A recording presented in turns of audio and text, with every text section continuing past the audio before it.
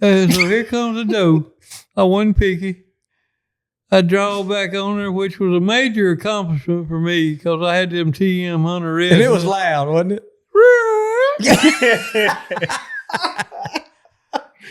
But she didn't know I was in the country. She was eating them white oak just crunching on them thing. And caps was falling out on the ground.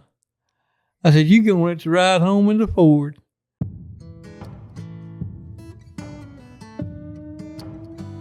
Hey everybody, welcome back to the Hayden Alabama podcast. We're Southern Storytellers. I'm Philip. I'm Shane. I'm Robin.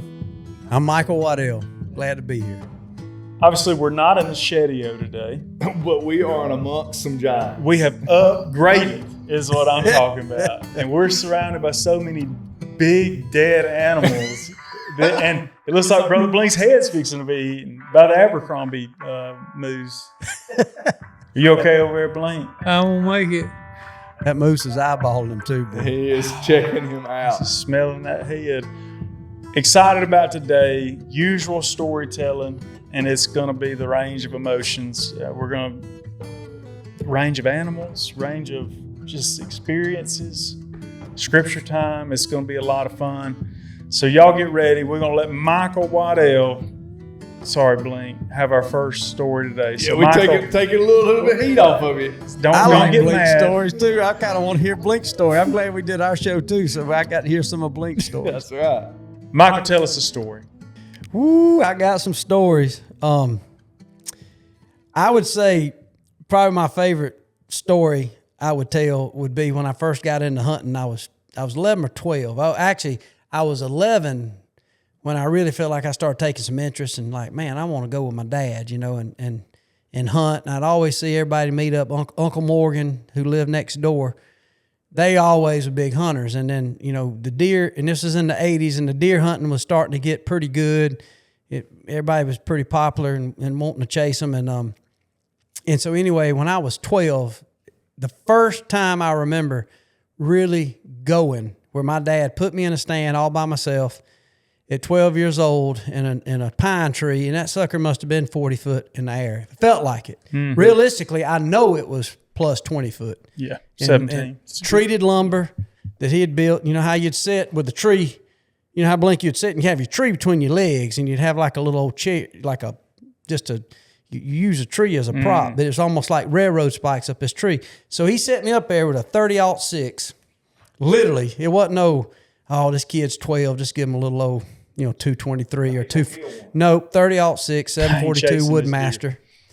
And my dad told me, he said, "Hey boy, it ain't doe day. So if you pull the trigger," now this is at daylight, he crawled up behind me, got me situated, no safety straps. He said, "Look, if a deer comes out, it's got to be a buck if you kill it legally." I said, "Yes, sir," So my dad had decided he was going to go down to what we called the island stand, which was, I'd say, a quarter mile from where I was hunting, maybe a half mile. And so I climb up there, and it's cracking daylight, and I'm overlooking this half-cut cornfield. Back then, there was still a little bit of row cropping, and this guy, James Waddell, my cousin, had it in corn, but he had done cut half of it. And so I'm sitting out there looking, it's cracking daylight, and I'm looking out there, don't see nothing. And of course, nobody had binoculars. It was always, your scope was your binoculars. So every one of us in the South, probably all across the country, east to west, has probably been looked at. You've been in a scope. I've been in a scope. And then people would say, "I wasn't looking at you with the crosshairs. I put you in the edge." I put you on the edge. Right. Like, man, I've seen you shoot, dude. I wish you'd have put me in the center. I had a chance of missing me then, right? And so it starts cracking daylight, and where I can see pretty good, and I see something moving around. Well, it's a deer, and I get my scope on him. It was too early. I couldn't really see what it was. And this is a deer that's out there. I've identified it as a white-tailed deer. I haven't determined the sex, and I'm looking harder and harder and harder. And I'm 12, know nothing about deer hunting. But as it gets really good that I can see, I noticed that this deer had Just nubbin. He was basically a button buck. Dad didn't tell me it had to have antlers. He said it had to be a buck. So I identified that this deer I'm looking at is a buck. I cut down on this sucker. Oh, one shot. And I'm talking about he fell down like a sack of flour out of a helicopter. Just like that, you know. I'm like, yes. And so I'm sitting there, and it was a cold morning. It was a cold morning in November, so I can see, like, when he falls in these corn stalks, I can see smoke coming up. I said, he's dead right there. And I got my first deer. And all I knew it was a buck. You know, he didn't say antler, so I'm like, all right. Well, then my dad comes. All of a sudden, I can hear my dad coming. He said, boy, hey, you shot. I said, I got one. And he said, where? And I pointed just north of where I shot. And I said, he's out there in the corn. So my dad walks out there, and of course, you know, he's 100 yards away, and he's looking at this deer. And he comes walking by the basement of the tree. He said, good, it's a button buck. He said, you know, I could tell he wanted to say maybe this, I don't know if it was a legal deer or not, but he was just like, hey, got your deer, buddy. I'm going to go on back down and get in the stand. He ain't no more left. I feel like I just quit hearing his footsteps down the Locking Road, and I look out there. Out steps another deer. This deer walks out, and it's a spike, a cow horn spike. He didn't say not to shoot. I cut down on this sucker. Wow. Takes me 3 shots. It takes me 3 shots to finally, you know, get this deer on the ground. So Dad is right back to the base of my stand. What'd you shoot? And I said, I shot another buck. Where's he at? He walks out there again, and he looks at it, and he said. He walks back, and he said, you got a spike. He said, you done killed 2 deer, boy. He said, hey, don't kill another one. Don't. He said, I mean, it's literally 30, 40 minutes after daybreak, you know, just after you could see good. And all this had happened. I didn't kill 2 deer. And I didn't realize, but the deer, it was in the rut, and these deer running around. And so he's like, don't shoot another. And he said, those are both young bucks. And back then, we weren't worried about age, but he, you know, he's like, them are 2 little bucks, but hey, my young boy done got him a couple deer. Good job. He said, don't shoot another one now. He said, I'm going to go his exact words, kind of like talking like Eddie Sauter, let Daddy hunt. You know, like, let Daddy hunt. Yeah, my turn. Let Daddy hunt. Let Daddy hunt. Let Daddy go hunt. You sit up here and relax, stay warm, stay safe, sit and stand. Don't get down. You did your job. And I'm going to hunt 2 or 3 hours. So I'm kicked back now, and I had them old Walls coveralls on. Yeah. Well, it's starting to get a little warm. And I'd been up there another hour and a half, and all of a sudden the frost done melted, and it's getting warm, just like a typical southern day. You know, it heats up. I done got warm, so I done took them coveralls off and draped them back to my flannel shirt. Now I just got my shoulders out, and I'm sitting up there just chilling, man. I got them old Texas steer boots kicked up on the railroad spikes, and I ain't lying to you. I look over, and here comes a deer running out of the woods. Same place that Spike had come out, run out to the cut corn, and it's a doe, and it's looking back. And I'm like, in my first thought, I said, man, a dog or something, a coyote or dog or something is on this deer. You know, it looked like. Well, all of a sudden, Granddaddy buck walks out, a big one. And I didn't know what a big buck was, but I knew enough about what I'd seen my dad had mounted, you know, 120, 30-inch deer. That was a big deer in the South, and it looked exactly as big or bigger than these deer that he had shot. And so my dad had told me not to shoot anymore, but in my mind, I'm thinking, I'm not going to shoot this deer too, you know? And I remember thinking, and I was kind of young and raised up on a butt whooping. Like, if Dad told you, you just didn't do it. But I'm thinking, you was weighing the options. I'll take a butt whooping for this one. It's worth it. It's worth it. I literally remember thinking it's worth it. Well, I cracked down on this sucker. Deer runs off. My dad comes sprinting back, because I wasn't a rebellious kid. My daddy told me. My dad running back almost in a panic, because he thought at a hunting accident, he thought I'd fail. And immediately when I see my dad coming, I got all this anxiety. I said, don't be mad at me. What happened? And I mean, he's freaking out. I told you not to shoot. Did you shoot again? I said, yes, sir, I did shoot. He said, I told you not to shoot. And I said, Dad, 2 things. One is, I'm sure I missed him, because he run off. I didn't hit him. But Dad, this was a big buck. He said, how big was he? 10-pointer? I said, I can't tell you what he had points. I just saw him, and all this is playing in my mind, and I just put on him. He was twice again bigger body, big buck. And he said he looked like he was chasing another doe, female deer. And he said, well, dadgum. And I could tell my dad wasn't disappointed at this point. He's like, are you sure he's big? He said, you done shot 2 little bucks.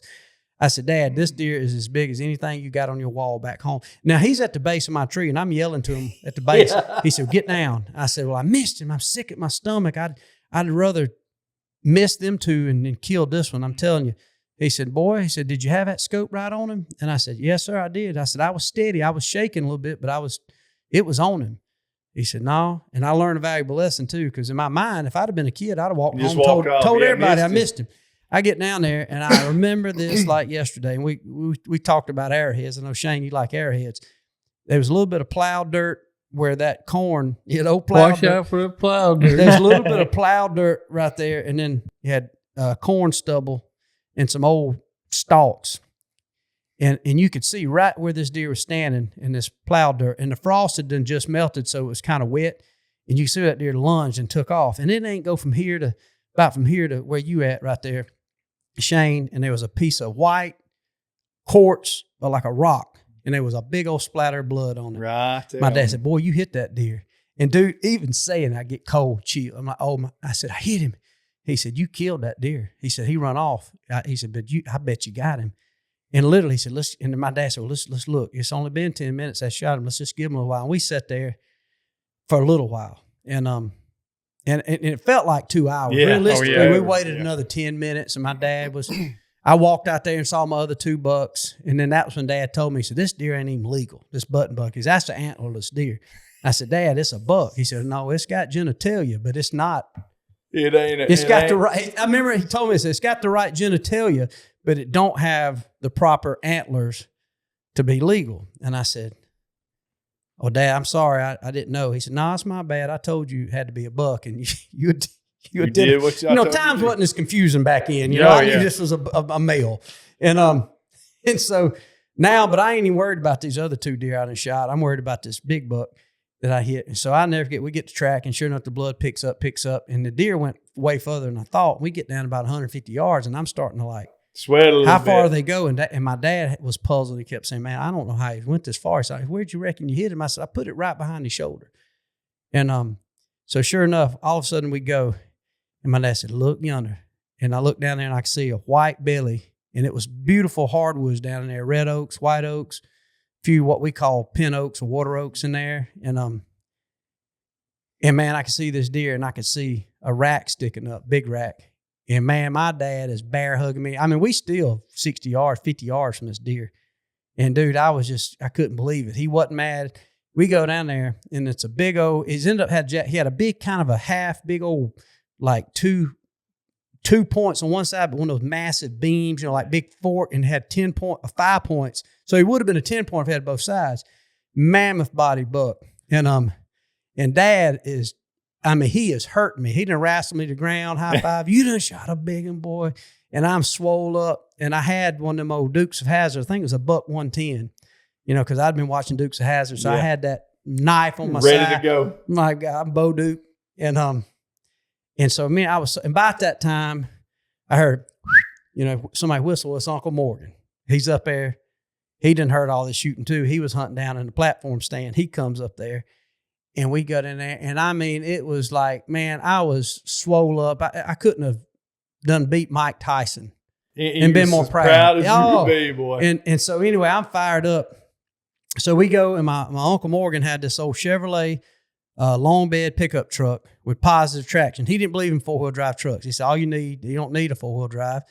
And we loaded all them deer in the back of this truck. And I was so freaking, I literally felt like I was 12 years old, but maybe just had, helped win D-Day. National championship. National championship. I was swollen. Quarterback. And I knew then, I was like, I'm hooked on hunting, right? Mm-hmm. Like but in my mind, I think this is easy. Like this, this is kind of like, it's what everybody goes and does. Yeah, it's like the anti-hunters. That's why they fuss at us. It's like, this is easy. I just killed some deer.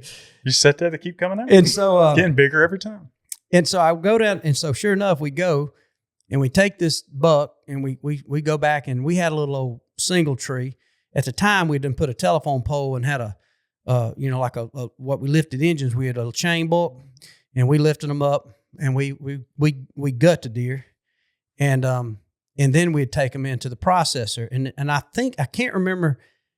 Later, we had a little deer cooler we put on in between my Uncle Morgan And my dad's house, we had a little deer cooler, but I can't remember if we had the deer cooler yet. I don't know that we did, but we had that telephone pole. And before that, Dad and him had a white oak tree that he had that same chain book. And him and Uncle Morgan and Scott Steiner, my Uncle Tommy, Uncle Jeff, they would skin them and do what they did right there.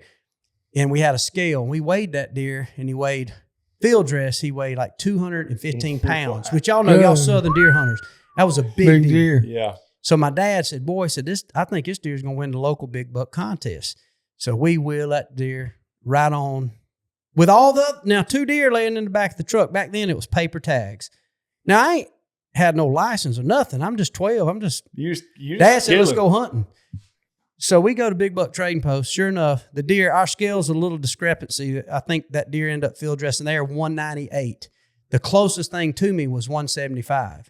So that deer held on to win the Big Buck Trading Post Big Buck contest, and I won a $700 gift certificate. Wow. In the 80s. Oh, in the 80s. First deer hunt. This is my first time ever manning up, sitting me in the stand with a 30-06 by myself. I'd been a few times sat with my mama as my dad hunted, but we didn't have no gun. We just sitting in the stand looking. And very rare, I never even seen a deer. Like we'd sit and me and mama just catch up and just talk about life, you know. And so anyway, the cool thing, I won the $700 gift certificate. And so I remember it like yesterday, go in there after the season's over. By this time, it's January by the time I'm declared winner. And so I go in there and had a $700 gift certificate, which back then, that was like a sweepstakes to just run there and, you know, kind of just dump things off the shelf. Yeah. So I never forget, I went in there and I said, Dad, what do you want to get? You know? And he said, I didn't win this. It's your money. He said, get whatever you want. So my dad kept kind of fondling this old Ruger Red Hawk 44 mag. Every time I went in Big Buck Trading Post, he'd always look at that Ruger Red Hawk 44 mag stainless. And sure enough, as I'm shopping, my dad tells old Shane, he said, let me see that old Ruger. He said, man, you ain't sold that. You need to cut me a deal. And I forgot what the gun was, what they wanted for it.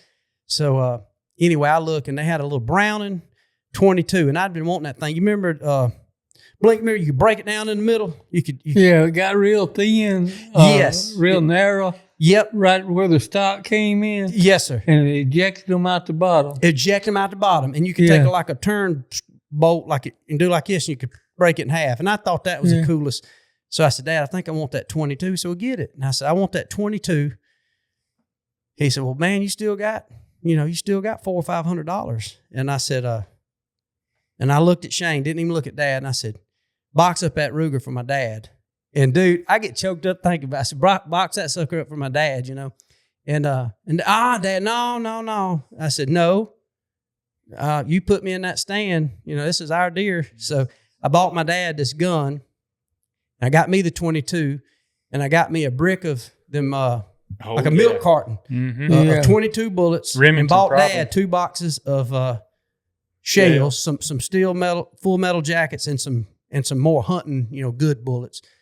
And I bought a bottle of Deer Pea, Tink 69. Oh, yeah. And I never forget, my dad handed him $23 more boots. So it was $723, my final tab. And so it was the most unbelievable first hunt that a man could have. Yeah. Only, though, the moral of the story, when people see now and all the shows we've done, nobody knows that I started my hunting career off as a poacher, because you can only kill 2 legal bucks. I don't remember even having a license, and I don't know if you're supposed to, because I know in Georgia and Alabama we celebrate getting kids.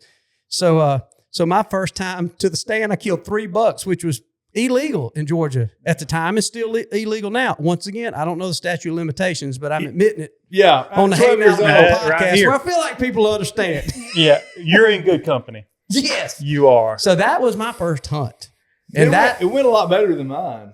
Your first hunt? Yeah, the one that I remember anyway. Y'all remember the first sitting of being by yourself? Let's do them rapid. You got yours? You got one? No.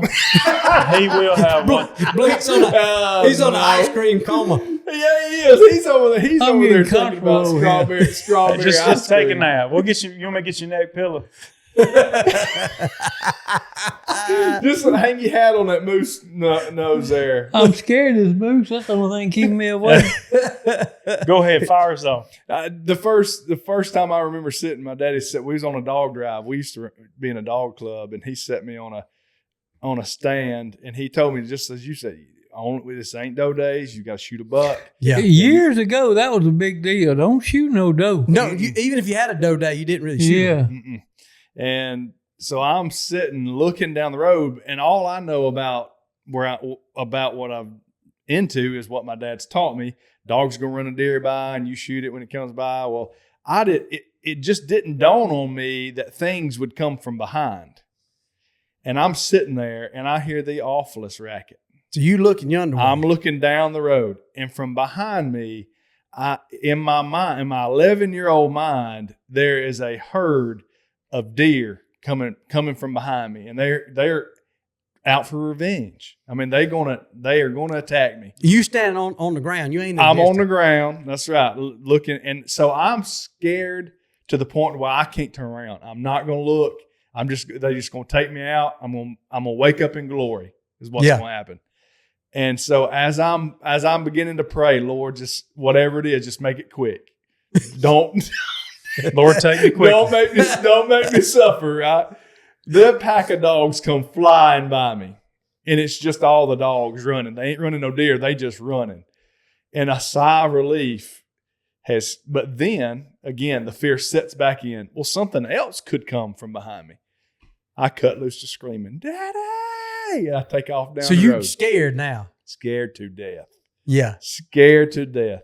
And for years, I would not hunt in a stand by myself until I got on up in age, when I finally got a little bit more mustard about me. But man, the first hunt ever broke me for a minute. You about 17? I was about 17 before I ever would hunt by myself. I meant this hunt. Oh, no, I was... Listen, the only failure I knew he'd come around. I can attribute to my parents is they let me skip church one Sunday night and go with a friend of mine. We watched Friday the 13th. I didn't sleep for 2 years. I'm saying I wish I had $1 for every time I looked under my bed for old Jason to stab that air up to me. I'd hear him up under there. You could hear him? Yeah, I'd hear him crawling around on that Heavy bed. breathing like you was in Phillips' ear last night when you were trying to wrestle him. I didn't like Amityville Horror. That's what scared me. But You didn't watch that? No, I ain't gonna watch Scared it. me to death. I lost a few hunts to being scared. Mm-hmm. Sitting out there with a loaded firearm, what in the world can What are you mess scared with of? you? I don't know, but for some reason you get sitting there, you get to getting scared. Yeah. I got buddies to this day that, but especially, I'd say anywhere in the country, especially the South, the best time to hunt is that last little bit before you can't see. Mm-hmm. But how many times that I done got down, I run off more deer when I was a kid. About time I was like, I'm going to go and get down. We'll go ahead and get down. Yeah. Go ahead and get back to I'll the go and truck. get over here to the meeting spot. I want to tell it really quickly. I was 17 and was really into deer hunting. The bow hunting. It's all those days or whatever. My uncle, also great uncle rather, huge deer hunter. And he had a field planted behind my great-grandfather's house. His dad's house had a big green field planted, a raised manufactured deer stand where you had to climb all the way up in it. It's like 20 foot off the ground, doors, windows, Taj Mahal for us. He called me one day and he said, "Hey man, if you ever want to go over and hunt, I'm going to give you a key." And he sure enough did. He gave me a key. He said, "You go over here anytime you hunt. Just make sure I don't kill none of my does." Mm-hmm. I said, "Yes, sir. No problem." Well, I went over there one day in a pair of Wrangler blue jeans and a hunting jacket, was sitting up there. Here come 3 does out there. It's all cool, man. Awesome. They's out there feeding around. And I caught a little glimpse of something just off in the hardwoods, because it was hardwoods all the way up to it. And I said, "Oh, there comes another one." It come in the field, looking around. I said, "That deer looks different. There's something different about that deer." And those does were just running from it. I thought, why are they running from that deer? And I pulled my scope up because we don't do binoculars. That's right. No, You gotta looked at use that some 3 scope. to And 9, guess what son. was on top of his head? 2 herons about that tall, about an inch tall. And I said, "It's a buck." Didn't need nothing Dude, else. cold chills. He said, "Buck could kill out. The 30-06 went out the window. Boom! Did the flop on him. He's laying there. I'm so excited, man. I'm pumped. I'm high-fiving myself. I finally killed a buck. Yeah. I called him and told him about it. He said, "How big is he? How big is he?" I said, "Oh man, big spike." What? Took my key. And never got to go back to that stand again. I don't blame him one bit. I don't blame him one bit. But I learned a valuable lesson that day. Yeah. You don't get invited to somebody's place and go in there and poo-poo on it. Right. You was in there, though. You was Or at least you don't call them up and tell them about it. That's another lesson that maybe I could have learned too. He would have shown up, found his blood all in the field. I smoked him just right down from the stand. There wasn't no denying that one, was there? No. Oh, my goodness. Uncle Dylan. I love it. Uncle Dylan, sure enough, yeah. He'd probably say, you know what, he'd look back now and say, I was maybe a little bit hard on you. He might, but he's. I'm not. That That story was not to cast shade or judgment on him. He had every right to do that. Right. Because he worked. He worked. He did all that hard work. I mean, I'm 17 years old. What am I doing shooting a 1-inch button buck out there in the middle of the rain? Just wait. I mean, probably at least a 6-pointer would have walked out there. And he would have been tickled to death if I killed anything above a brow line spike. 11-pointer. Yeah. Alabama 11-pointer. But, they said in the South, that's, them spikes will kill you big bucks. Remember them stories? Yeah. Hey, Stab him right through the heart. They hit him in the jugular. Yeah, that's right. You got to watch him.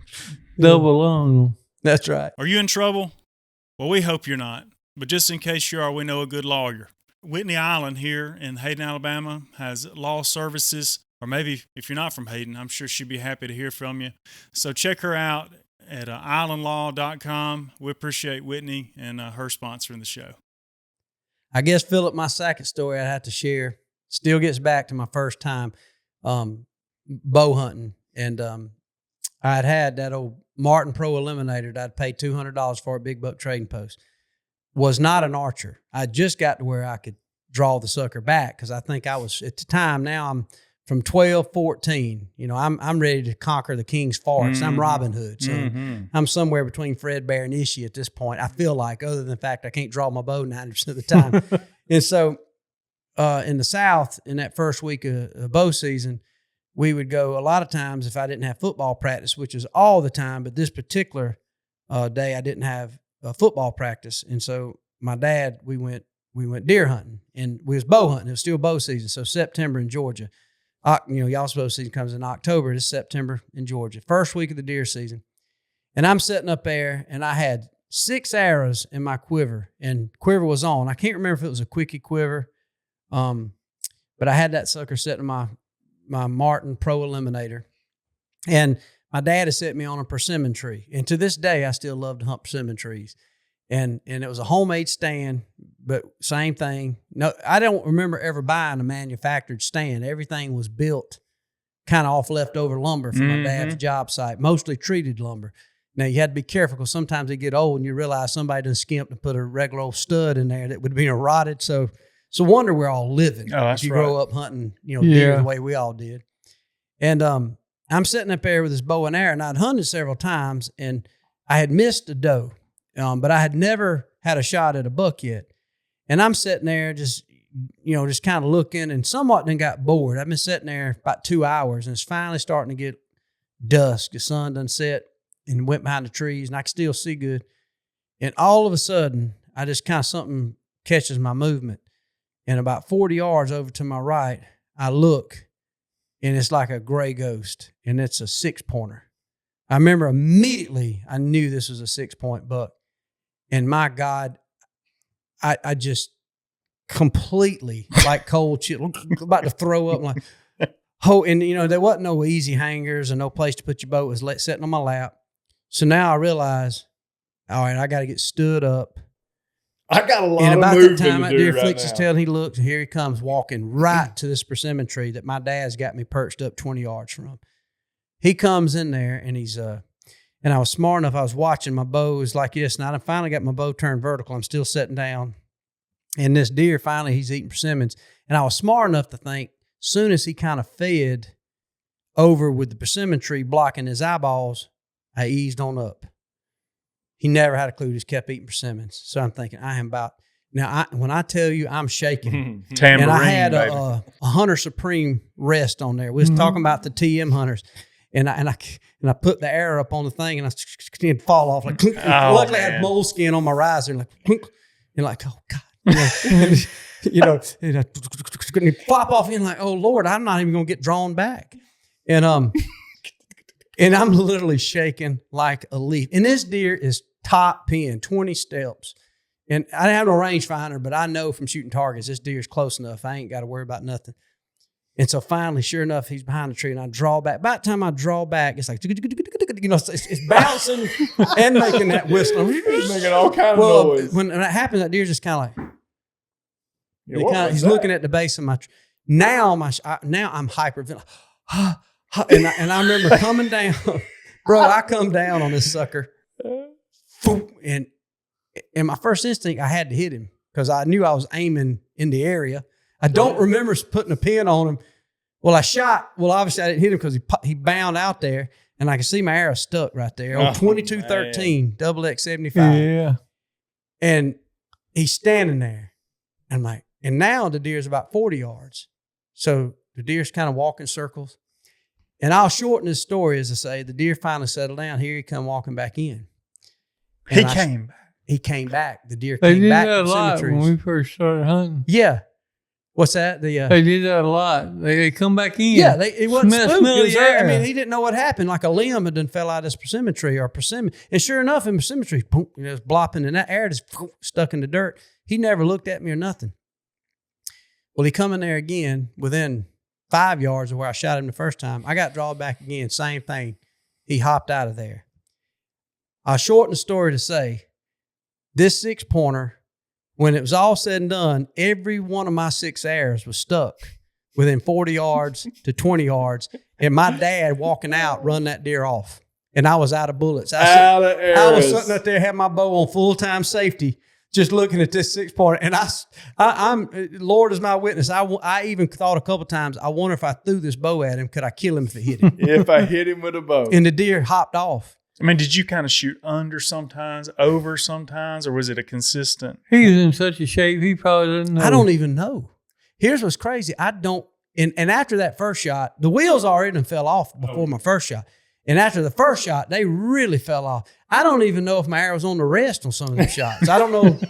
I don't even know. And I remember like laying in bed at night, and it was like a girlfriend and broke up with me. Oh, and you replay. I mean, I every literally move, wanted to cry. didn't you? I'm like, here I had my chance to walk into school and tell my buddy Boo Bishop and Chip Meadows and Wayman Gresham that I done killed a deer I with a bow got and him, arrow. boys. I done spent my $200 on this bow, and I felt like I have failed at the number one thing that I love to do. You went from the king to the pomper. Hero to a zero. I mean, and dude, I literally was laying in my bed at night, and at this time my mom was still alive, and she come easy, and I said, "You all right?" She called me Blue Boy, and she said, "Blue Boy, you all right, Michael?" You know, I said, "I missed that buck." And I was like all tore up. I mean, she was like, it was almost like somebody done passed away, and she said, "It's okay, it's just a deer." And I'm like, "Mom, you don't understand. You don't even I've know. hunted. I hunted all year last year to get one shot at a doe, and this was a giant 6-pointer. Giant. Yeah. He So was Mooney 20 Dog. steps from it. But again, that disappointment, all I could figure out, and I vividly remember going to school the next day and into football practice. And in football practices, everybody, all of us probably played ball. It was never fun, football practice, man. You'd get your bell rung, we'd hit.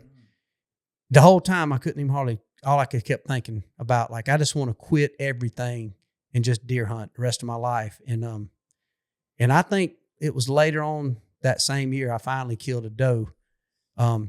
Complete lucky. I didn't know. I thought I'd missed her, and I was so disappointed. And I got down and I was hunting this little green field. My dad, we'd done plowed and put some wheat seed wheat out, and it grew up, and that doe had come out and was eating, and I pulled back and shot at her, and she run off, and I thought, well, I missed her, Well, I got down to get my arrow, and when I did, when I first grabbed, it slipped, and I looked in my hand, it was blood. It went all the way through her. And so I never forget, I got scolded by my dad because we had an old Yamaha 4-wheeler, a little 200, first 4-wheeler we'd ever had. And he come pulling up the logging road. And when he come up, I was doing the best Rick James I could. I was dancing. Oh, yeah. And he said, "What are you doing?" I said, "I done killed a deer." And he said, "What do you mean?" And I showed him there. I said, "Get you some of this, Pops. Get you some of this." He said, and I never forget, he said, "You hit a deer." You ain't got nothing. And I realized he was right in his comment because he said, "Where'd you hit her?" And I said, "I hit her." I don't have a clue. Ended up, I had liver shot her. And sure enough, that turned into an emotional roller coaster because we looked and we jumped this deer up. And my dad said, "See, that's why you don't get cocky." He said, "You got a lot to learn about this hunting, boy." And I already done killed a buck with my gun, And so sure enough, the next day we went back and this was on like a Friday night or Saturday. I can't remember. But the next day, that morning, went back and we found that doe. And that had been what was my first deer I'd killed with a bow. So she was humble dead. beginnings. Yeah, she didn't go too much further when we jumped her up. She just shot dead through a perfect liver shot. Perfect liver. Just like you intended. Right Just in the like I middle of the did. deer. Right in the dead middle. I mean, I was just this far in front of a gut shot, So that was it. Yeah, That was we've done a few of those. Well, we didn't tell this earlier.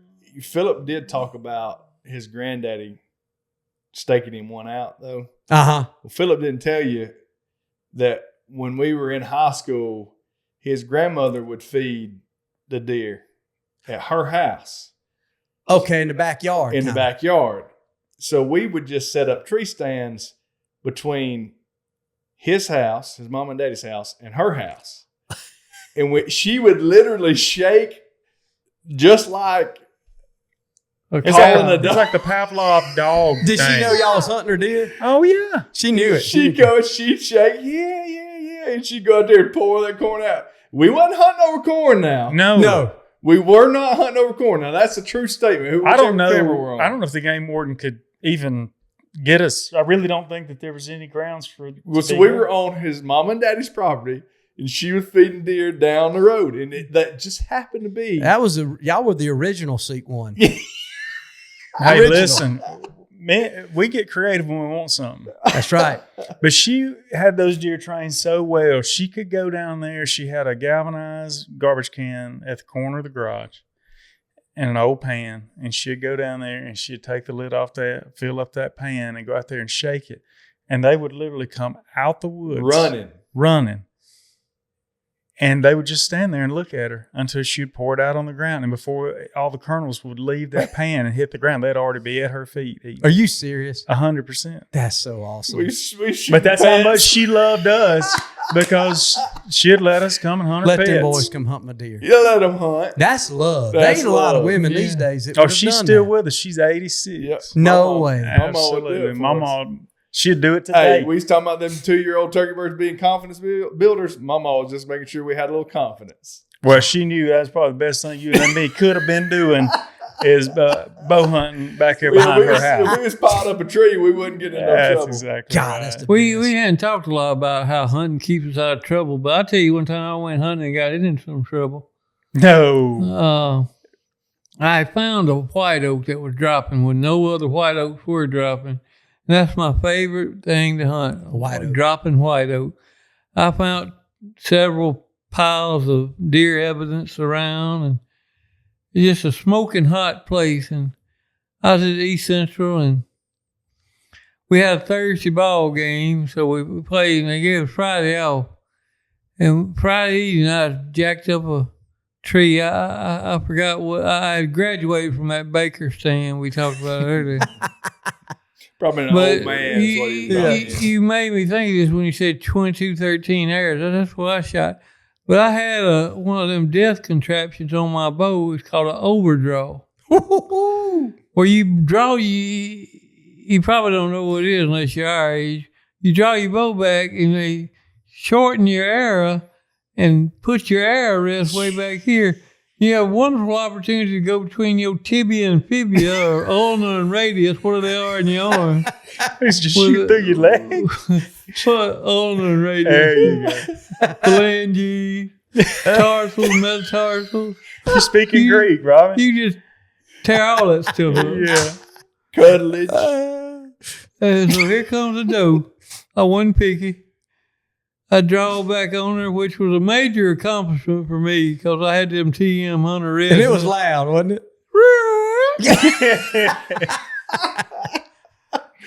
But she didn't know I was in the country. She was eating them white oak eggs, just crunching on them thing. And caps was falling out on the ground. I said, "You gonna let to ride home in the Ford." Boom. And it made the awfulest racket. You talking about shooting that 2x4 with your BB gun? I think that 2x4 got up in my overdraw somehow. When I hit, I actually shot my bow in 2 pieces. No, you did not. I don't know how I kept them. And the top of that pine tree looked like a catfish on a limb hook. It was just The wiggling, wasn't it? The bow jumped out, or half the bow jumped out. It was held on by a string. And I got scared and throwed it. And we just had a calamity. What happened?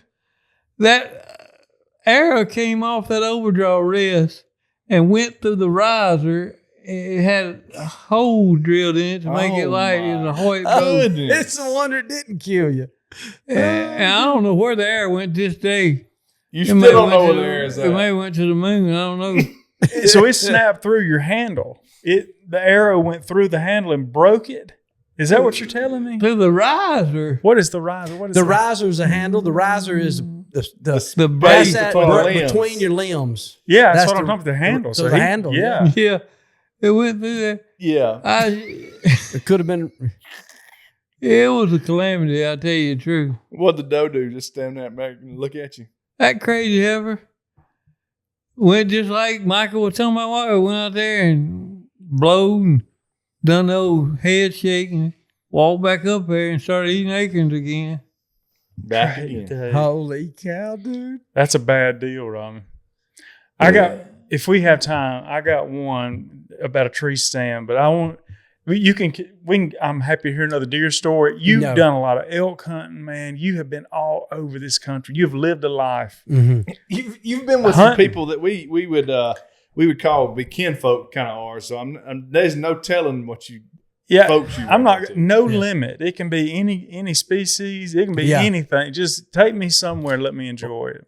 Well, I'll tell you something. It's kind of crazy, and this ain't as a goofy, funny story as it is just kind of spiritual. So I think when I was telling y'all at lunch, so when I was 16, my mom passed away, and me and my mom were tight. She got leukemia, passed away pretty quick after being diagnosed, and so she's always in my mind felt like a guardian angel, you know, and so she was always one of them mamas, just like any mama, to where, oh, you gonna do this, you gonna do great things, and she was never one of these to not show great nurture and affection. And to probably on the edge of spoiling me and possibly made me big-headed. But just things like that, it stuck with me. Well, when she passed away, it was devastating to me and my dad and really our whole family. And really it threw me into hunting big time. Now Mom ain't around, so there was all we had to do was hunt. And there was really nothing else to manage, just make sure the lights were on and, all right, what you gonna do? Let's go hunt. And so we did. So that led into my career, really, of getting into competition turkey caller and leading to me working in the hunting industry. And so I'd always dreamed of hunting elk. And so at this point in my career, later on, fast forward, I'd killed, 4 or 5 really nice elk with my bow and arrow, which had been the pinnacle of what I dreamed about as far as, being a bow hunter. And so, but this particular trip, to get back to my mom, I was elk hunting in the Gila National Forest, which was thousands and thousands of acres of public ground. And I had drawn a tag, and I was out there hunting, and I had a couple buddies. Nick Munt was with me. And so I'd been calling, and another friend of mine named Perry Hunsaker, he was a good caller. He was with me, and we get this elk bugling. Well, here he comes, just like old long-bearded turkey. This elk is coming right to a cow call, just screaming. And he's coming up a steep mountainside, just dreamy, everything perfect. And by then I had rangefinders, and I'm just burning up a few stumps I think he's going to walk by. So he walks by this stump that I had ranged at 30 yards, and I'm shooting straight down the mountain. So I pull back, boom, I launched that arrow, and whack, man, I think I smoked him, hit him good. That's I know people get tired of people on hunting shows saying I smoked him, but it's just the best, quickest. Yeah. I Response. got him. I torched him, smoked him, whatever. Well, he run off, and I'm high-fiving the cameraman. Perry didn't see the shot, and he said, "Where'd you hit him?" I said, "He's a little 1.25, but I got it tight in the shoulder, and I couldn't tell how much penetration I got." Well, we got to rewinding and looking, and we started realizing it wasn't as much penetration as I thought, but we all agreed, dead elk. Well, sure enough, we waited about an hour, hung out up there on the side of the mountain, and we said, let's go track him up. Well, we track him up. Well, we just start losing blood, just like the heartbreak story goes with bow hunting. I'm like, man, we can't find this elk. And I'm like, man, it was a nice 6x6. I didn't know how big, but I knew he was a nice Pope and Young caliber 6x6, like a 310-inch bull. So I'm like, man, and I'm heartbroken now. I'm like, man, dadgum, and ain't nothing tougher than the elk. I mean, them jokers can go.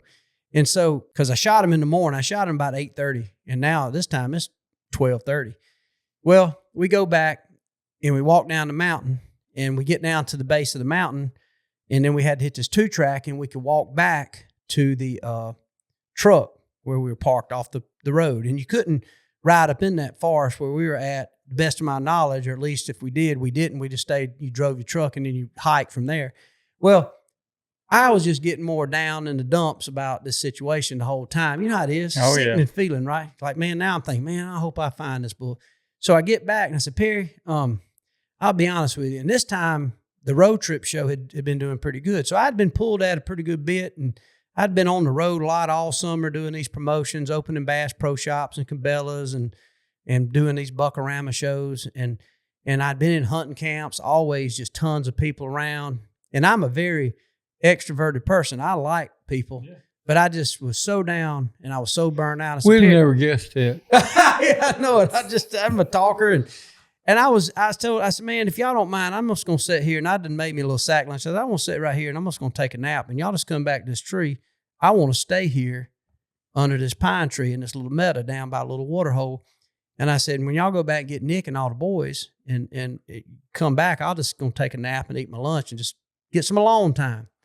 So I'm sitting there and I ate my little old bologna sandwich or whatever it is, and I'm sitting there by that tree, and I got to kind of praying about it. I was like, man, dadgummit, good Lord, I said, man, if I don't want to wound that elk. I said, if I killed him, man, help me find him. I said, it'd be worth finding him. And then selfishly, I'm thinking, this is a really good hunt. He was bugling right in the camera, and I was sitting there just thinking and pondering, and I was thinking about that. And then for some reason, I thought of my mama too in the middle of this prayer. I said, and I thought to myself, I said, Mama, I know you. I didn't say it out loud. I said it to myself, but I was like, Mom, I know you up there with Jesus. I said, y'all help me find this bull. Just kind of like talking to him, let's just talking to him. And as crazy as that might sound to some people, it don't to y'all, because, that's what we do. And I'm sitting there. Well, about the time I'm sitting there thinking that and praying that and mumbling to myself as prayer, I look way down yonder, as far as I can see, through the ponderosa pines in that big New Mexico forest, and I can see a little glimmer of white. And so I get to looking, and I pull my binoculars up, and I look, and there's a truck parked down there, and it's another hunter, public hunter, down there hunting. So immediately start digging through my pack, and I found the pin that I had to mark my tag if I kill one. And I said, I'm going to write this guy a note and put my number in here. I said, that if he's hunting in this area, he might see. If you find, just let him know, my name's Michael Waddell. I got a bull shot. If you find him. And I thought it'd be a good measure to just walk down to this truck and leave a note. I'm walking, and I get about 100 yards from where I'd perched out, then wrote my note, getting ready to walk down there. And all of a sudden, I'm looking at this truck, and I'm getting closer, like, yep, for sure, that's a truck. That's a white pickup truck. And as I'm looking at this truck walking through the woods, all of a sudden, here's a truck right to my left, out walks a bull elk. Out walks a bull elk. He's walking, kind of angling toward me. And I just freeze, and I'm sitting there looking at it. I got my bow in my hand and everything. Well, I look, and the elk is kind of laboring. He takes a step, and he's laboring. And I can't tell if he's just rutted up, what's the deal.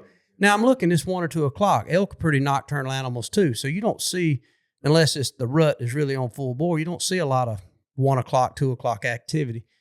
I'm getting looking. This elk's getting a little closer and closer. And I get to looking. I can't see no blood on him or nothing, but I can tell this elk is struggling. Like he is sick. Like he's got EHD or something, you know. I don't know. Like he's, so in my mind, you know, and a little bit of the brotherly blink I have in me, I'm thinking, well, this is an elk that's struggling. So I convinced myself, well, if I can get air in this bull, it'll probably put him out of his misery. And then I'm sitting there looking at him and said, he looks just like the bull I shot, but it can't be the bull I shot. I was tracking that back over that way. Now, I just said this prayer to the good Lord and my mom. This elk comes walking through there and he's laboring. And it's definitely established that he's sick and hurt, but I can't find blood on him. And so I said, I'm shooting him. I range this bull. He's out there about 78, 80 yards. He's walking. And I, cow call, and I come to full draw, and I launch an arrow, just boom. Flop. I mean, just freaking hammered him. Now I have a panic come over me, like, I've just shot 2 bulls. Now the realistic, I'm getting off of my emotion. I'm like, oh my God, why did I do that? Why did I do that? I just made that's a cool shot. So one way I want to pat myself on the back that I took this bull out of his misery. And then all of a sudden, it's like this overwhelming feeling come over me, almost like my mom said, well, that was your bull. And in my mind, I'm thinking, almost like if I was having a conversation, like, it can't be my bull because my bull was over yonder, you know? And so I go back and hide under this tree, and I'm wanting to dig a hole. I'm freaking out. Well, by the time I can hear this old diesel truck coming down the road, and I know it's Perry and Nick and my buddies. So Nick gets out of the truck, and he's like, dude, you heard you hit one. We're going to find him, buddy. And well, I ain't saying much. And he's just, Nick is just a very high energy, great guy, great friend. We're going to find him, buddy. We're going to find that sucker. And I said, man. And so I didn't say much to Nick and Perry. They're putting their packs on this time, son. We're about to get in there and get this elk of mine. So Perry and Nick, they're going up the mountain. Yeah, the other I said, way. hey, guys, come back. And I never forget, Perry's like, you could tell he's looking at me like, boy, you done screwed up. Even Nick, who's the ultimate optimist, you can't put Nick in a bad mood. I mean, he is just like, oh, we good. You know, they're just looking at me. I said, guys, I think I shot my bull. And they're like, okay. Sure. Are you feeling all right? Yeah, like, man, this joker been out here smoking on the Black Africa somewhere out here in the middle of the Pinyon Forest. And I was like, I'm telling you. And we walk over there. And God is my witness, that bull, my bull, is laying dead right there. And you can't tell me to this day that wasn't an answered prayer. So think about all that, the prayer. What was the chance of me staying there?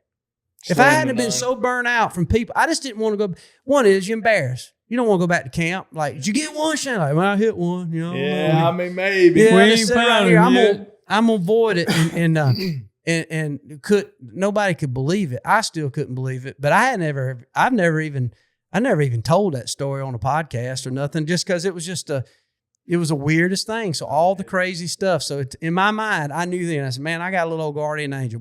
Mom's always hunting with me. So Where did you hit the elk the first time?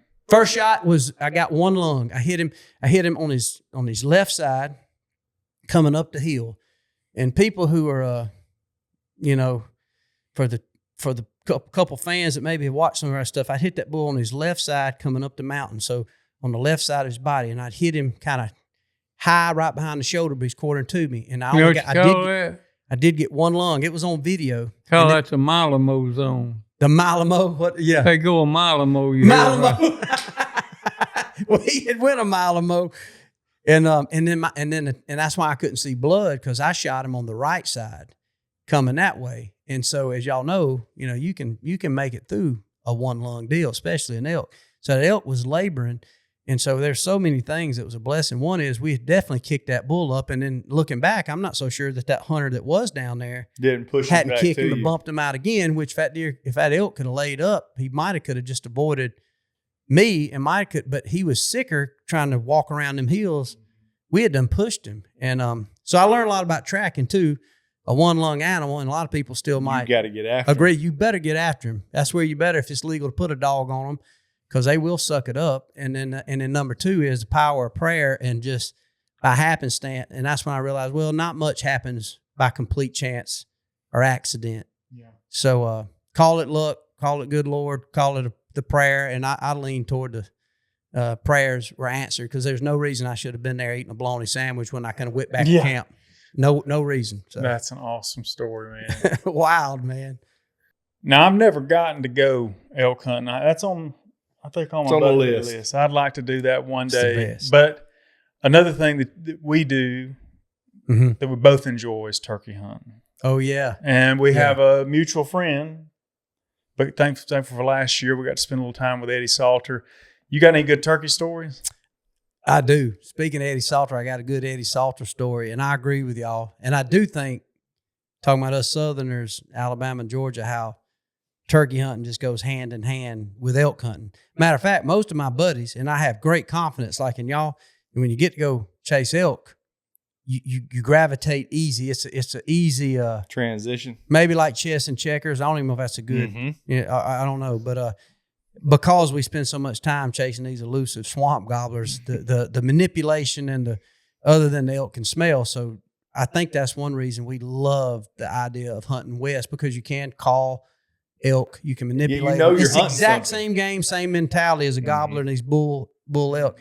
But turkey hunting, same thing. That's my favorite thing still to do, and that's what I broke into the industry, being a competition turkey caller. And speaking of Eddie Salter, I consider him. I mean, if he ain't the GOAT, he is one of those on that high list. He's in the conversation. He is in the conversation. Yeah. You dadgum right. So I tell a hunting story on Eddie Salter. Again, nothing I can really say. I ain't even going to put myself there. But Eddie, one time, we was in a place. He was with a friend of mine. There you go. And they get dumped out on this piece of property in the Midwest. I ain't even going to name the state, in the Midwest. And so the old farmer says, he said, Eddie, if you go as far as you want to this way, he said, it's a mile to my property line. He said, and that fence is the property line. He said, and it's at the time, I think it was about 1,000 acres right there, which 1,000 acres sounds like a lot of land, but it ain't to a roaming, running, gunning, turkey assassin. Mm-hmm. That 1,000 acres. You cover that ground in a hurry. When you in good shape and you got a couple oatmeal pies in your vest, you can cover. You will go, son. And it ain't no sit there and waiting for a turkey. This is you taking the heat to them. It's a complete offense approach. And Eddie Salter was the king of this. He hunted your property or any property like he was never going to see it again. And typically, there was going to be a couple turkeys died in that venture. And so this guy, a friend of mine, they all hung out across there. And so sure enough, we go and we ain't really heard nothing. And we tracking, son. And let me tell you something. Oh, Eddie had a kind of stutter step. One leg, I think, was shorter than the other. Yeah, Eddie didn't slow down. He'd walk in the ground. Even as a young man, he'd walk in the ground. And Eddie, I'd imagine, if I had to guess, Eddie's got to be, 70 now? 70s? 75? 75, probably. 75. And so, I know there's a 20, 25-year difference in us youngsters and Eddie, but Eddie would just walk in the ground. Well, sure enough, we get up to this fence line, and there's a turkey gobbling across this fence line. He's just hammering over there. Eddie cranked down on that turkey. He'd gobble again. Eddie said, let's just ease over there and see. Just see what he looks like. Let's just see what's over there. We ain't going to hunt him. We're just going to see. We ain't going to do that. We're just going to see what's over there. He said, ain't nobody out here cares about these turkeys much. So Eddie goes over this fence. We proceed to this next fence, and turkey gobbles. Well, he's right on past that fence. Eddie don't even hesitate. He crosses that fence.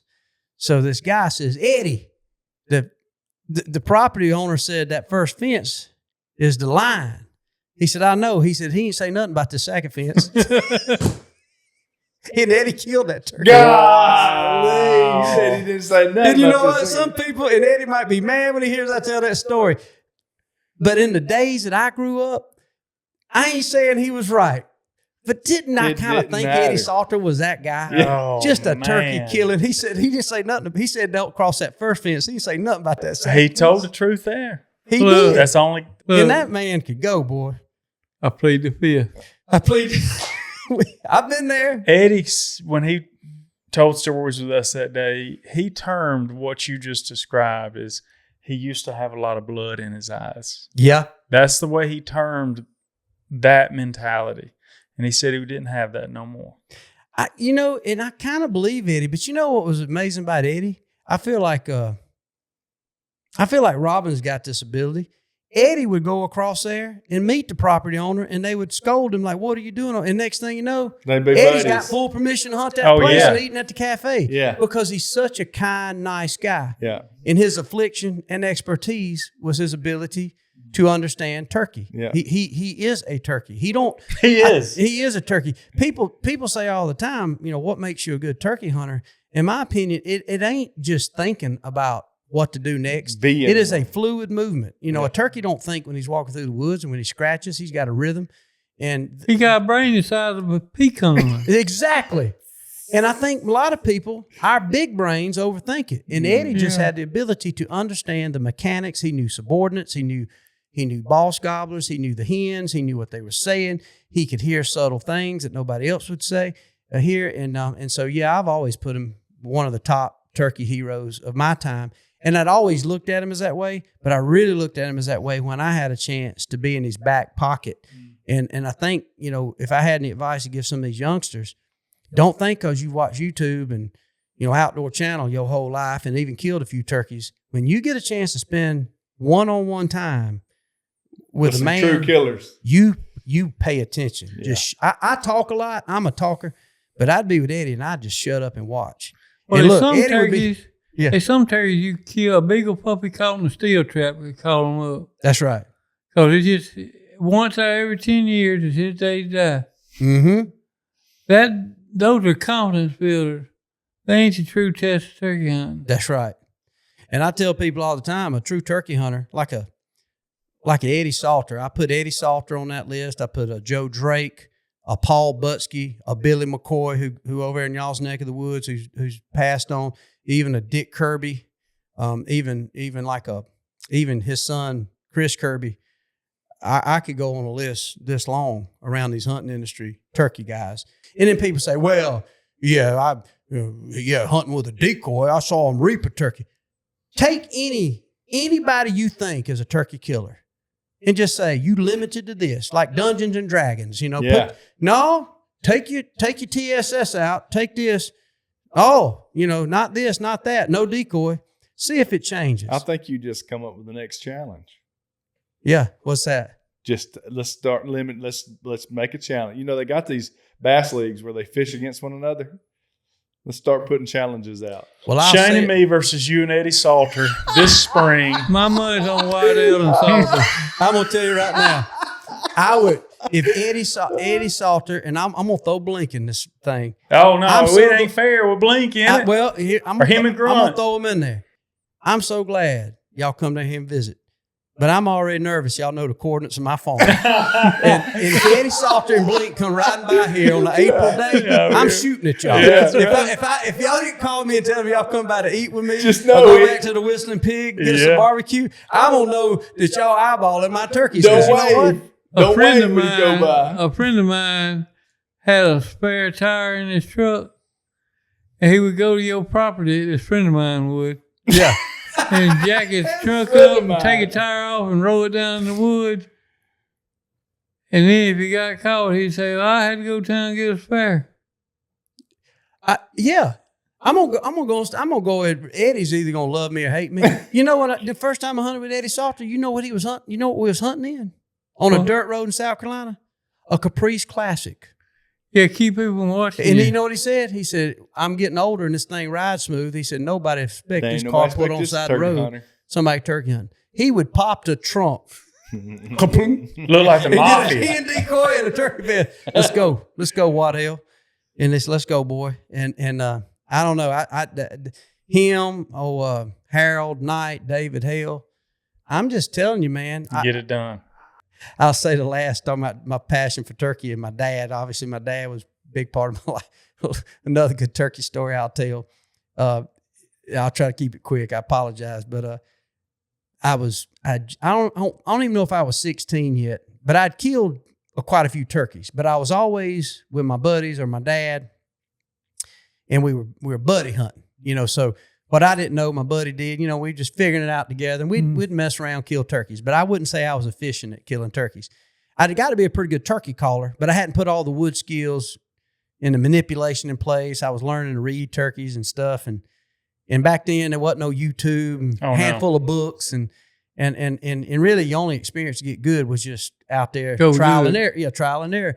And so my dad had an old Oldsmobile 98, and my dad he loved this car. So I definitely think I would have been 16. This is maybe after my mom had passed, but my dad had this Oldsmobile 98, and very rarely did I go hunting without one of my buddies. In this particular time, all by myself, I drove over from Meriwether County to Harris County, Georgia, and I had this little place that we could hunt, and I went over to go hunt turkeys by myself, and my dad had an old single shot 10 gauge, and he had that thing wrapped in mossy oak tape, green leaf, like you were talking about that green leaf. He had that green leaf mossy oak tape on it, and he had bought it, ironically, from David Blanton at Dixie Outdoors before David had worked at Realtree. So anyway, I don't know why those details matter, but you know, it's all true. Well, that particular morning that I got up to go, just like any teenager, well, I couldn't find where I put my 870, so I knew my dad's was in the gun cabinet, so I just grabbed that 10 gauge and take off, and I grabbed 3 or 4 shells, put in my pocket, and took off. Sure enough, old turkey gets to gobbling, and how turkey usually don't come down the hill. This turkey's up on this high ridge. He was coming off this ridge, almost sliding, gobbling and strutting. Well, he gets down right there and, you know, probably 25, 30 yards, and son, I put him in reverse and blow him back up that hill. And I am so jacked. I done took my dad's 98 because the transmission was out in my old 63 truck I had. It was jacked, and so all I had was my dad's 98. And my dad was out of town. And so anyway, I go back, throw the turkey in the back of the 98, roll on back to the house. And later that evening, my dad comes back in, and I done told him a story about the turkey. And he was like, well, good job, boy. He said, man, have you ever killed all by yourself? And I said, Dad, I think this is the first one all by myself. I said, I mean, normally you or my buddies, we always around. I said, that kind of felt good to be all by myself. I said, I'd like to share this with my friends. I said, but, it was kind of fun. I made all the moves. It wasn't like I had to, where you want to go, how you want to do it, who's going to shoot.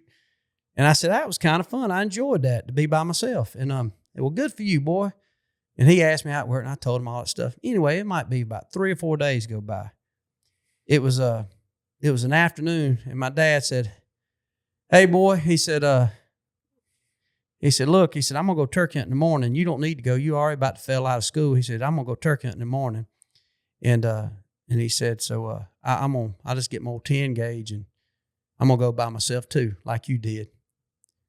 And all of a sudden, I don't know where it hit me, but I'm thinking, 10 gauge. Where's that 10 gauge at? Oh. And I thought, I'm already about lost my 870. Now my dad's going in the morning, and he took off out there and run to Dairy Queen or somewhere back toward Manchester. And I'm in a mad panic. Like, where is that 10 gauge? And my dad had an old, it was a Chevrolet, like a tan truck, 3/4 ton ladder rack. He had done took that maybe to go bid a job or something. I'm freaking out, like, oh my gosh, I'm freaking out. So I said, I think left that sucker back in the woods. So I jumped in there, jumped in that 98, and I must have been going 100 back over to this property over in Harris County, and run up in there and run back. And I can't find where you at. I said, I know I killed that turkey there. And so I will give Toxic Hayes a little credit on the camo. I done shot that turkey, and boom, I found it. That sucker was laying over in the oak leaves. I just shot him and dropped it right there. Got that turkey, went straight back and threw that turkey in the back of that trunk. That's And getting went excited home. right there. That gun had been out there for 3 days. I never told my dad that story. So if he hears this. So this is the first time. That's the first time. I never told my dad I left his 10 gauge. Have you ever told the story on a podcast? No. Or an episode? This is it. This is it. Flying new ground. And I never told my That dad. thing like the Lord. That thing like the Lord laying in the ground 3 days, done resurrected though when you got it, did it? I was like, thank you, Jesus. Yeah, Oh, just amen. saved my Yeah. life. Looking back at his old New England's firearm, single shot, Cost probably $65. $150 gun. I I'm don't even know. 65. 65? Yeah. Yeah. Well, it didn't matter. It would have been priceless if it would have been left in that. Oh, Because you would pay a big can you price. imagine we've all been Golly. there. Every one of us been there. Hey, boy, where's my claw hammer? Yeah. And the worst is to say, I don't know. I don't know. Yeah. And that's where I was at. I was because that shows in the heat of the moment how excited. Mm-hmm. I ain't even think about gun. What gun? Shots over.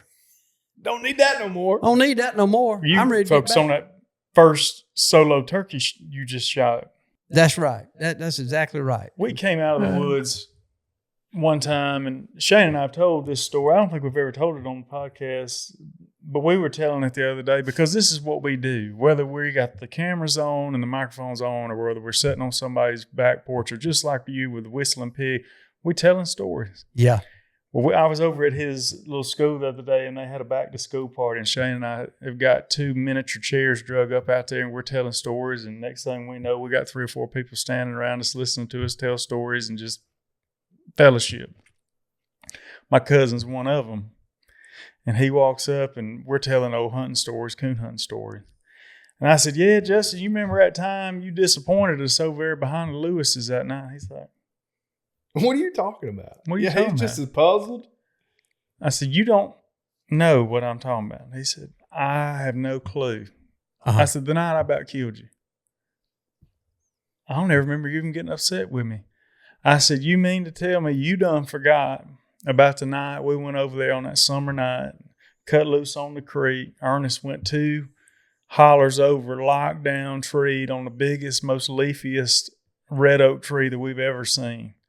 And went back there, and he always carried the Ruger 1022. That was We had his lights. job. Yeah. Yeah. I had the tracking system and a light. Shane had his light and a collar, or the leash. He had the 22 rifle. We went around that tree and around that tree trying to find that coon, and all them leash couldn't find it. And we leashed up the dog and walked out. Yeah. We got back to the truck and had the same system every time. Drop the tailgate, dog goes in the box. Light comes off, goes in the toolbox. The last thing in the toolbox is the Ruger 1022. And then when I stuck out my hand to get the Ruger 1022, he's just sitting there wide-eyed looking at me because he knew what I was waiting on. And I said, where's that 22 at? I said, I knew the answer where that Ruger 1020. I said, it's leaned up against that oak tree. And he said, yeah, it is. We're pouring sweat. To this day. You know, a midsummer coon hunt. Oh, yeah. Over hills and hollers, you know. I looked at Shane. Shane looked at me, and I said, I ain't got it. 1, I ain't got it in me to go back in there. Number 2, what I are ain't the got a chances clue we gonna that go we're back. going to make it To that tree. one tree in the middle of the night? In dark time. Yeah. Well, so I said, just get in the truck. Get in the As truck. far as we know, to this day, she's still propped up. He's probably grown It's into still that old there. red oak tree, you know, the old site there. But he has purged that memory Yeah, he must have PTSD. It must have been so bad. He because just he's 14. So And Shane and I are 20. Holy cow. we laid into him pretty good. I'm pretty sure. Oh, we're there's trying a to keep it reason why. G-rated here. We didn't lay hands on him. It's going to be like the arrowhead one day. Somebody finds, Yeah, look at this. this He's hunting a artifact. hoverboard back in the woods like, It's a Civil War musket. the Civil War musket. Nah, it's a 1992 Ruger 1022. Right there. Fine gun, though. One of the finest weapons they make. Oh, Ruger 1022. One of the I've best. always said if a war can be won with 22 long rifles, America will never. Won't be I don't even know if overtook. we need but about 3 states. Yeah. Because I mean, we don't even have to have the Union fight. We can win it. I We're feel just like gonna do Georgia, the- Alabama. The Give belt me, right here. Give me a section of Tennessee and maybe West Virginia. Yeah, Dude, we'll conquer with everything. with Ruger 1022. We could free North Korea That's right. if you made the rules only 22. only long 22 rifle. long rifle. I feel like we could do this for days on end, Well, to be we've done honest it. with you. We've done it quite a while today. We have. It's been a fun day, man. What we don't know, I guess we can go ahead and say this now. I mean, I guess I may say it in the introduction as well, is we have already done Michael Waddell's podcast for 2.5 hours. Yeah, we did a 2.5 hour conversation, and we ain't talked about the same thing twice. No. That's what No, I'm we've proud covered of. quite a few subjects. We ate lunch and then got back in here and turned the cameras back And on. we so had a let's few do stories another at one. lunch. It was just good enough to go on the podcast. I'm telling you, but that we'll probably have to do a round two. Just I think that goes without saying. But Yes. you're going to close us out with one story before scripture time. Well, it's a valuable lesson, and I think it'll lead into the scripture good.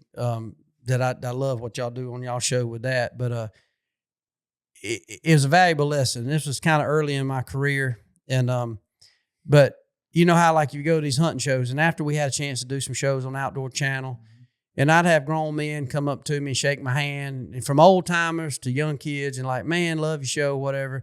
You know, even at the barbecue restaurant, we had 2 or 3 people come up to y'all, man, love y'all's podcast. You know what y'all doing over here, and that's such a I don't know. I always said that don't make you cocky. It gives you more humility. Absolutely. Because it lets you know that, hey, man, I must be doing something. And good Lord's got me in the right place to whatever it is. It That's just right. makes you feel good. It don't. If it makes you feel cocky, then it's wrong. It's the more accolades in that deal, and when you get grown men that stand in line to come by and say hey to you, it just brings a different humility. So I've always been kind of awkward. People that's met me wouldn't have think that, but if I'm at, say, the National Wild Turkey Federation in Nashville, Tennessee, and there's grown men mostly that's come by to say hey and talk trail camera pictures and old hard-headed turkeys and meet their grandkids and meet their youngins and their wives, and typically a lot of the wives, they like to hunt. Most time the wives are just there supporting their husband, and so I've always been kind of a man hugger. You know, I high five like, "What's up, buddy?" You know, man, I'm sorry you had to stand in line. I'm glad to meet you, and I've always been that way.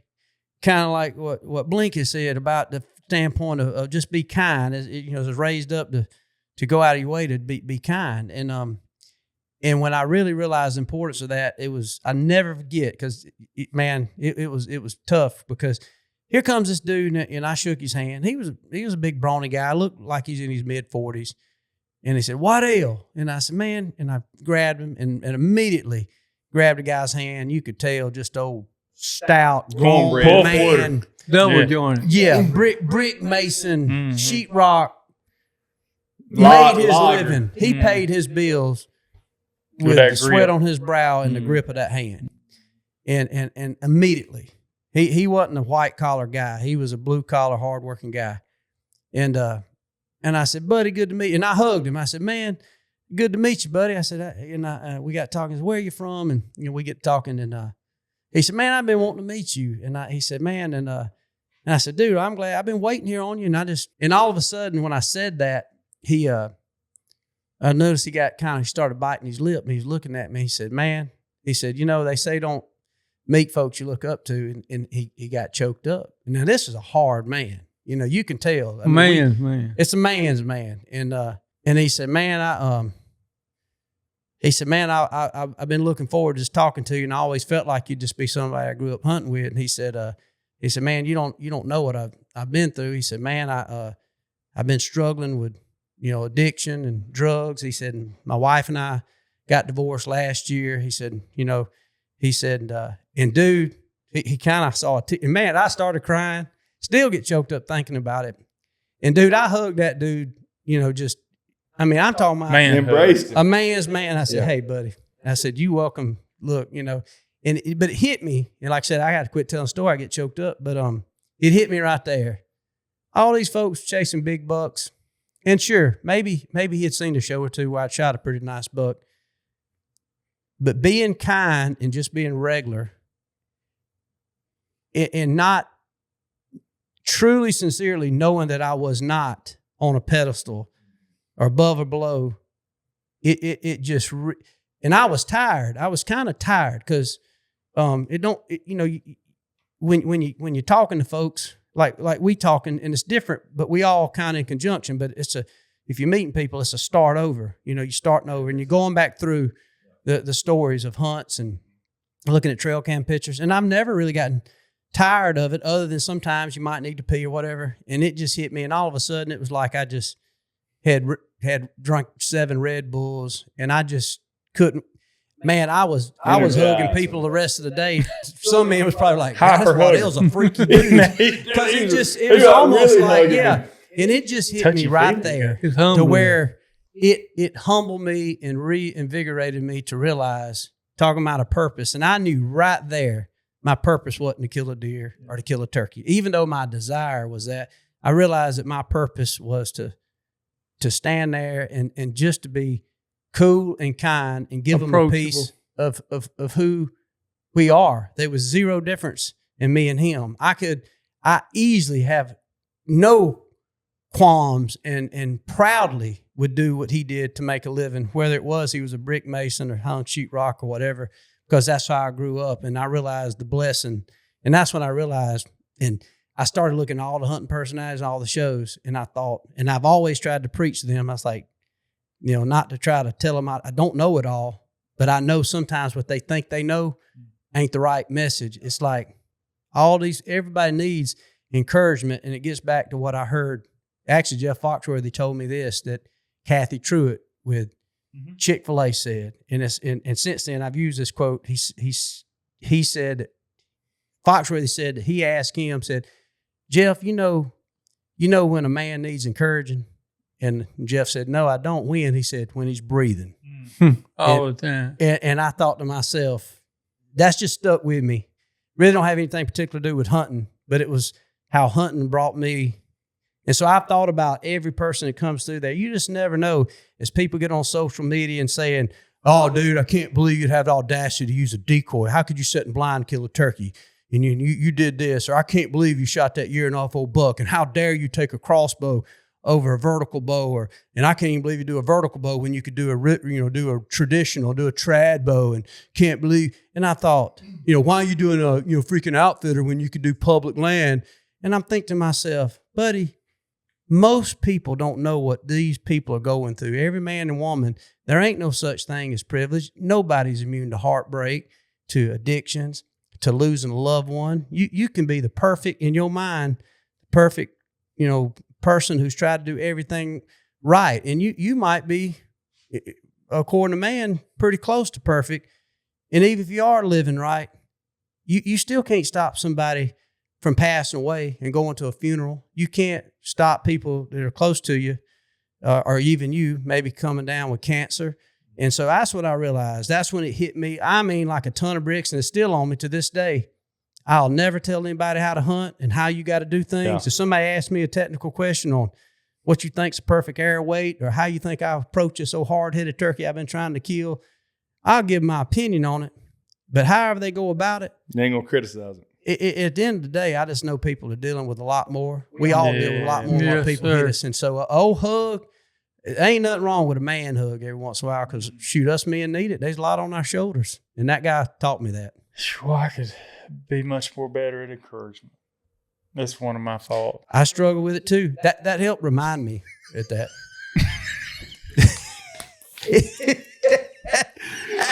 Tell him how you really feel, Rob. Tell him what you really feel about that.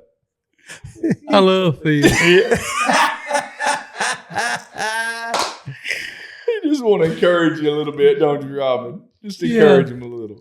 Rob will give an encouragement. I love criticism Yeah. personally. So you like I love criticism. somebody give you constructive Absolutely. I criticism? do not. Don't tell Rob what he's doing wrong. Yeah. The way I look at it, I'm comfortable with criticism because my natural, I know this isn't about me or whatever. I'll be Yes, quick on about this you. and Go I'm- ahead. No, it's No, not. it is. I like to do the best I can do at everything that I do. Mm-hmm. Criticism, if you can take it, will allow you to be Yeah. successful at your goal. Somebody can tell you all the time how great you are. That don't help. I agree with that. That's great. Okay, is it? Well, what part did you struggle with? Like, what are you talking about? I'm trying to give you a compliment. I know, I appreciate the compliment, but if you really want to compliment me, what part of this did you not like? Yeah. Tell me that, and I'll fix it, and it'll be better. But that's weird, and so I like that, and I know I'm like in the 1%. That's a good, is it a virtue or Quality. that's a good quality, I think. But I need to encourage more because people aren't like me. Right. what's that old saying? I remember a boss told me one time he'd been kicking on me hard. Oh yeah. And then later he come back and hugged me. He said, that's my way I do things. I kick, and then I hug. Then I love. And I'm a hug, and then I'll get to kick. Then I kick a little bit. Then I'll kick a little bit. You're doing a great job. But I think that's just it. We was talking about these podcasts and shows. I don't. And again, I know we get long winded, but that's what these podcasts are good to open up all these cans. But do you guys ever get to the point to where when you start getting comfortable, it scares you? Mm-hmm. Like, man, I think I got this figured out. Mm-hmm. And then all of a sudden, when that hits me, I start getting Antsy. not depressed, Well, but just I'm like, antsy. I like to be challenged to an uncomfortable position. Yeah. So my point is, I'm always praying for peace and comfort. Don't get me wrong. Yeah. That's what I desire. But as soon as I get it, and then I'm thinking, Ooh, wait a minute. like, man, I got these whole hunt shows figured out. That's a good episode. Yeah. I don't ever get that way. I'll look at one and think that's one of my favorite episodes. Like, well, I should have done. You know this. what? I thought we had a couple more jokes in there that had been pretty funny. We didn't. Mm-hmm. I don't think we mentioned the good Lord in there. And I hit that elk 3 inches further back than I wanted. I'm gonna slide that up in there in the pocket a little more. Yeah. And I don't know. I kind of got this feeling. If you get satisfied, you go backwards a little bit. I ain't saying that's right. No, I don't think you're. I don't think agree. you're wrong. But is that? But you know what I'm saying? I know exactly what you're talking about. If you Yeah. want to continue to grow, you got to stay perpetually dissatisfied. Yeah. But and then there's a whole other debate. I could debate the other side of that. It depends on which way you want me to argue it. Well, the biggest thing I've observed, and I'm not a psychologist, but I feel like ever since old brother Blink got that strawberry sundae, I think he's disagreeing with my sentiment right here. He's very satisfied and comfortable. He is happy. And he's ready for you to roll him back down. Roll That's me on right. back, boy. He is happy. My nonverbal scream. Your That's nonverbal is hollering, buddy. Well, let's hit this scripture time, and then we'll do this. So when I was in Alex City, I lived down there for 2 years. Mm-hmm. And I had this little house in New Site, Alabama, which is not too far from here. We had these bushes around our house that they had planted, and they were huge. It's like those Florida bushes. They have these blooms that go up like little stems, and they have these big puffers, but they grow a lot of flowering. Creek myrtle. I don't know what they are. Is but it a crepe myrtle? No, it's not a crepe myrtle. That's not a stem. It's a bush, and it's like I don't know what you call it, like a bunch of ferns at the bottom, and then you see them down around the beach. Okay. Anyway. Oh, you're talking about swamp grass stuff looking thing. Yeah. But they get huge. Pampas grass. Ain't that what they call it? I don't know. I ain't seen. I've been to the beach, but not a lot. Well, we don't want them anymore. Okay. They overtake. And I got a huge one right there on the other side of my driveway. My thought was propane torch. No. Burn it all down, and then get me a shovel, and I'll root that thing out like a bad tooth, and I'll be done with it. I implemented the plan. I may have even put a little bit of extra little help in that thing before I hit it with a Petroleum propane. product. Maybe, just maybe. Yeah. I can't remember if I did that or not. But Eddie did it. Eddie Salter. I hit that propane torch to it, and son, she lit up like a Roman candle. I'm talking about like something in Revelation. She lit up. The only problem with that is right above it was the power line. Ooh. And those flames were just Lapping that power line. That's how tall the flame, that's how dry that thing was and how much it lit. There's only one thing, and I say only, but there's one thing that you can and need to do in that situation. You got to cry out to the one who will carry you through the fire. You got to cry out to the one to hear you in the lion's den. And I was crying out, Lord Jesus, Lord Jesus. will you send the flood of Noah? Will you send the wind out of Egypt? Will you send me something to get this flame off this power line before I done messed up? And, it started dying down. Not because I'm not saying that the Lord sent a flood or anything, but lo and behold, the power line did not catch on fire and everything came down. Prayer is absolutely important. And I love what you said earlier. You shared a moment of prayer that you still vividly remember on the elk hunt, and it meant something to you, meant something to your life. Jesus knew that prayer was important, and he gave us a model prayer in Matthew 6. It starts in verse 9. Pray then in this way. Our Father who is in heaven, hallowed be your name. Your kingdom come, your will be done on earth as it is in heaven. Give us this day our daily bread, and forgive us our debts as we also have forgiven our debtors. And do not lead us into temptation, but deliver us from evil. For yours is the kingdom and the power and the glory forever. Amen. And there's 2 little verses, 14 and 15, that follow. For if you forgive others for their transgressions, your heavenly Father will also forgive you. But if you do not forgive others, then your Father will not forgive your transgressions. That gives me chill bumps. Look at that. Wow. It look like goose skins on top. Let me go through this really quickly. There's so much that could be said and that will not be said here, but just a couple of things for somebody if they've not really looked at the Lord's Prayer before. The first verse is right there in verse 9 is starting a prayer with how good God is and just celebrating Him. Not starting a prayer with what you want, what's on your heart, but just saying, hallowed, holy be you, God. You are holy. Starts off there with just commending and celebrating God. Then he says, your kingdom come, your will be done on earth as it is in heaven. That's a posture of prayer where you want God's will in your life, not your own will. Your will be done. So that we see a totally different posture than the way I approach prayer most of the time. It's about me when I go into it and about what I want, not what Jesus is saying here. Give us this day our daily bread. We see provision for today and not worrying about tomorrow. Mm-hmm. Just asking God, give me what I need for today. Give us this day our daily bread. Not give me $1 million so that I can rest comfortably and not do anything for you the rest of my life. And I love that. And when you're asking for daily bread, what are you going to come back for tomorrow and ask for? Daily bread. You're going to come back tomorrow and you're going to meet Him again in prayer and have another communion with God. And forgive us our debts as we also have forgiven our debtors. But then he goes down and he's more specific. The great thing about Christianity, and I know you'll agree with this, Blink, and what you got to understand about Christianity is all revolves around forgiveness. Mm-hmm. To become a Christian, you have to be forgiven by Jesus Christ and His blood that is shed. Once you have received forgiveness, then Jesus expects you, because you're a recipient of His forgiveness and His grace, to extend the same thing to other people. It ain't easy. I'm not saying it is. But if you're going to pray the Lord's Prayer, you have to have forgiven other people, because it's, listen, and forgive us our debts. That's us asking God for forgiveness, as we also have forgiven our debtors. So in order to pray the Lord's Prayer, you have to have forgiven those that have debts against you. Not easy to do. I'll move on. And do not lead us into temptation, but deliver us from evil. God cannot tempt us. He says that in James. God does not tempt us, but He does control the one that does.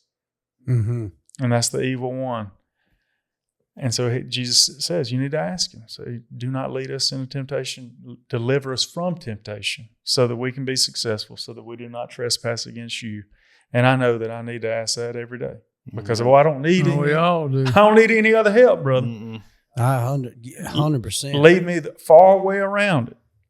That's right. From that fence, that property line, that P.O. Stead place. Yeah. Lead me away from that temptation. You know what I'm saying? And I like it. What is, talking about the evil one. I heard a preacher the other day, and I really like what he was talking about, the evil one.